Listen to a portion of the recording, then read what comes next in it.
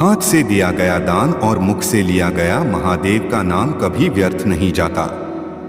भक्ति का भंडार है, भस्म का श्रृंगार है, त्रिशूल डमरू हाथ में सजाए बैठे कालों के काल महाकाल है।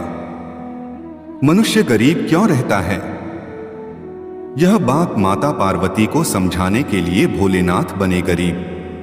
प्रिय दर्शकों, आप सभी शिव भक्तों से मेरा अनुरोध है कि आप इस कहानी को पूरा सुने और पूरा मन लगाकर श्रद्धा भक्ति से सुने, क्योंकि कहा गया है कि जहाँ कहीं भी भगवान भोलेनाथ का कथा हो रहा हो, आपके कानों में सुनाई दे तो उस कथा को आधा अधूरा छोड़कर जाने की गलती ना किया करिए। अगर आप उस कथा को आधा सुनते हैं, आधे पर छोड़कर चले जाते हैं, तो इससे मनुष्य को पाप भी लग सकता है। इसलिए आप इस कथा को पूरा सुने। महादेव भोलेनाथ की कृपा का पात्र बने। भोलेनाथ की कोई भी कथा आपको नेक रास्ते पर चलने की प्रेरणा देती है। एक समय की बात है, माता पार्वती कैलाश पर्वत पर बैठी हुई पृथ्वी लोक की तरफ देख रही थी। यह देखते हुए उनके मन में एक विचार आया, मनुष्य गरीब क्यों रहता है? अब इस प्रश्नों के उत्तर को जानने के लिए वो महादेव की प्रतीक्षा करने लगती है, क्योंकि महादेव भोलेनाथ समाधि में लीन थे। भोलेनाथ की समाधि खत्म होने के बाद माता पार्वती भोलेनाथ से पूछती है, हे प्रभु, हे महादेव, आप मेरे मन में चल रहे विचारों का समाधान करिए। तब भगवान भोलेनाथ ने उस समस्या को पूछने के लिए कहा। तब माता पार्वती कहती हैं कि प्रभु, इस संसार में पृथ्वी लोक पर मनुष्य गरीब क्यों रहता है? तब भगवान भोलेनाथ ने कहा, हे देवी, इस प्रश्न के उत्तर को जानने के लिए आपको हमारे साथ पृथ्वी लोक पर चलना होगा। वहीं आपके इन सवालों के जवाब मिल सकते हैं। अब यह सुनने के बाद माता पार्वती और भोलेनाथ दोनों पृथ्वी लोक पर चले आते हैं। पृथ्वी लोक पर आने के बाद जिस रास्ते पर माता पार्वती और भोलेनाथ खड़े थे, उसी रास्ते से एक गरीब पति पत्नी आ रही थी और वह दोनों आपस में बातें कर रहे थे। पति कहता है कि ना जाने कौन से पाप मैंने किए थे कि मुझे यह दिन देखना पड़ रहा है, मुझे यह गरीबी देखनी पड़ रही है। ना जाने कब मेरी यह गरीबी खत्म होगी। हम रोज कमाते हैं, तब पर भी हमारे परिवार का भरण पोषण ठीक से नहीं होता। पिछले जन्म में ना जाने कौन सा पाप मैंने किए थे, जो इस जन्म में मुझे गरीबी के रूप में देखने पड़ रहे हैं। तब उसकी पत्नी कहती है, इतना चिंता ना करिए, भगवान भोलेनाथ पर विश्वास रखिए, कभी ना कभी हम पैसे वाले, हम अमीर जरूर होंगे। अब दोनों इसी तरह बातें कर रहे थे। तब माता पार्वती भोलेनाथ से कहती है, हे भोलेनाथ, आपको दोनों पति पत्नी याद कर रहे हैं। वह इतने दुखी हैं, भोलेनाथ, आप उनकी समस्या का समाधान करिए।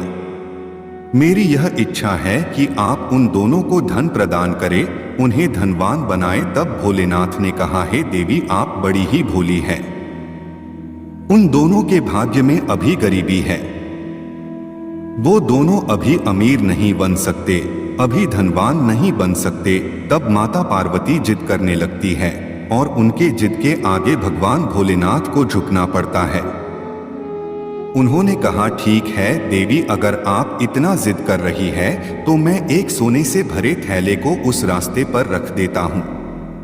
अगर उन पति पत्नी के भाग्य में धन होगा तो उन्हें वह थैला जरूर मिल जाएगा।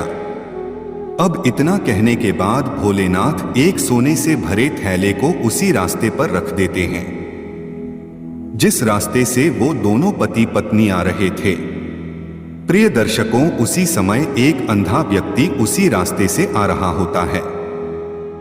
उस अंधे व्यक्ति को देखने के बाद वो पति पत्नी आपस में फिर से बातें करने लगते हैं और पत्नी कहती है, माना कि हम लोग डरे हैं, हम बहुत परेशानी से जूझ रहे हैं, लेकिन इस अंधे को देखो, यह बेचारा अंधा है, इसके जीवन में कितना कष्ट है यह तो देख भी नहीं सकता।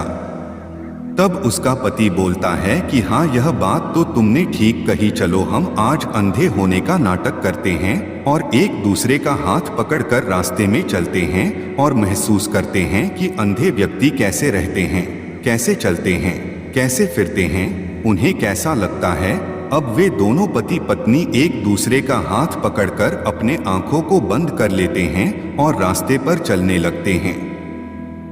चलते चलते सामने जो सोने का थैला पड़ा था उसको भी वो पीछे छोड़ जाती है। वह थैला उनके पास से ही निकल जाता है, लेकिन वह पति पत्नी आंख बंद करने के कारण उस थैले को देख नहीं पाते। तब महादेव भोलेनाथ ने माता पार्वती से कहा कि देवी, देखा आपने, उन दोनों पति पत्नी के नसीब में अभी गरीबी है। वो अभी गरीब रहने वाले हैं, इसीलिए उन्हें रखा गया धन भी नहीं प्राप्त हुआ। इसके बाद भोलेनाथ के इन वचनों को सुनकर माता पार्वती भी सहमत होती है। फिर भोलेनाथ ने कहा, हे देवी, अभी आपके और भी सवालों के जवाब मुझे देनी है, तो इसके लिए हमें इस पृथ्वी लोक पर निवास करना होगा, कुछ दिन यहाँ रहना होगा।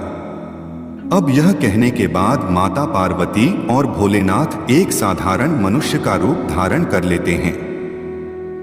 गांव के पास ही अपना डेरा जमा लेते हैं। तब महादेव ने कहा, हे देवी, हम आप मनुष्यों की तरह रहने वाले हैं, तो मनुष्यों की तरह हमें भोजन पानी हर चीज की व्यवस्था करनी होगी। तो आप चूल्हा बनाइए और मैं बाजार से कुछ खाने के लिए सामग्री लेकर आता हूं, जिसे पकाकर खाया जाएगा। अब भोलेनाथ बाजार चले जाते हैं और माता पार्वती चूल्हे बनाने में लग जाती है।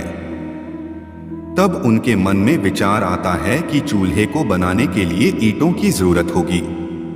अब ईंट खोजने के लिए माता पार्वती अपने झोपड़ी से बाहर निकलती हैं और कुछ दूर जाने के बाद उन्हें एक टूटा फूटा घर दिखाई देता है। माता पार्वती ने सोचा कि यह घर तो टूटा फूटा है, चलो इसमें से 5-6 ईंटें ले लेती हूँ। अब माता पार्वती 5-6 ईंटें लेने के बाद अपने झोपड़ी में चली आती हैं और उन ईंटों से एक चूल्हा बनाती है और भोलेनाथ का प्रतीक्षा करने लगती है।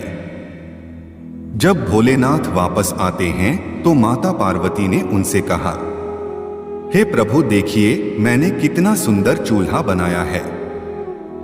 आप बाजार गए थे लेकिन सामग्री नहीं है। तब भोलेनाथ ने कहा, हे देवी, अब सामग्री की कोई आवश्यकता नहीं, अब आपके सवालों के जवाब मिलने वाले हैं।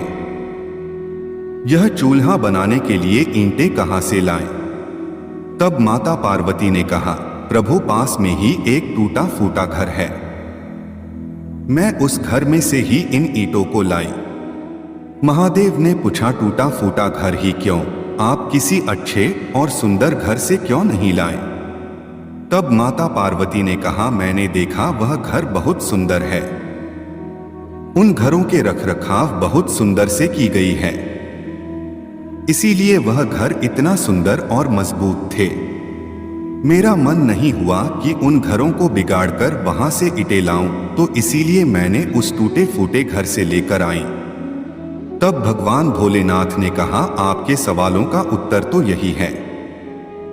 इसके बाद भी माता पार्वती नहीं समझ पाए तो भोलेनाथ ने समझाया और कहा, देवी, इसी प्रकार मनुष्य भी अपने जीवन में अच्छे कर्मों द्वारा पुण्य को अर्जित करता है और उसी पुण्य के कारण वह जीवन में अमीर होता है।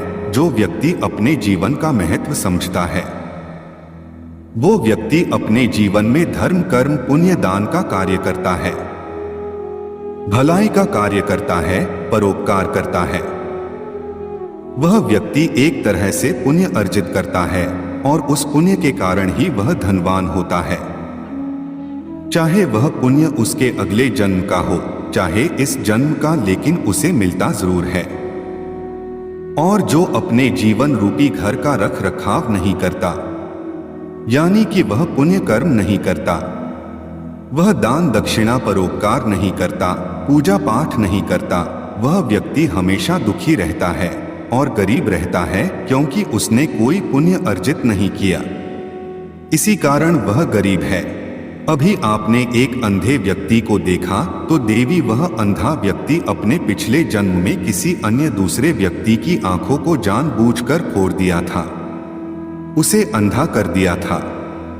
इसी कारण वह व्यक्ति इस जन्म में अंधा है, लेकिन उसने कुछ पुण्य काम भी किए थे जिसके कारण वह आज अमीर हैं।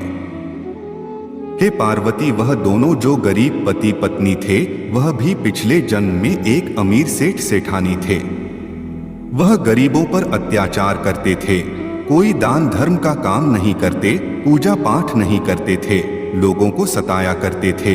इसी कारण आज वो इस जन्म में गरीब है और गरीब की तरह अपना जीवन यापन कर रहे हैं। उसी तरह वो कष्ट भोग रहे हैं जिस तरह उन्होंने पिछले जन्म में लोगों को दिया था। अगर इस जन्म में वह पुण्य काम करेंगे तो जरूर कुछ दिनों बाद वो अपने पुण्य कर्मों द्वारा पैसे वाले हो जाएंगे, उनकी स्थिति सुधरेगी, उनके पास धन होगा। तो हे देवी, हर व्यक्ति जैसा कर्म करेगा वैसा फल पाएगा। सारा खेल अपने कर्मों का है। अब अपने प्रश्नों के उत्तर को सुनने के बाद माता पार्वती पूरी तरह से संतुष्ट होती है और महादेव भोलेनाथ के साथ कैलाश पर्वत को चली जाती हैं। तो प्रिय दर्शकों, इस कहानी से यही शिक्षा मिलती है, व्यक्ति को हमेशा दान धर्म पुण्य का कार्य करना चाहिए, अपने जीवन में पुण्य को अर्जित करना चाहिए ताकि आने वाला समय उसका सुखमय हो सके। उम्मीद है आप सभी को यह वीडियो अच्छी लगी होगी। प्रिय दर्शकों, अगर आप शिव के सच्चे भक्त हैं तो चैनल को सब्सक्राइब और वीडियो को लाइक करके कमेंट में हर हर महादेव लिख दीजिए।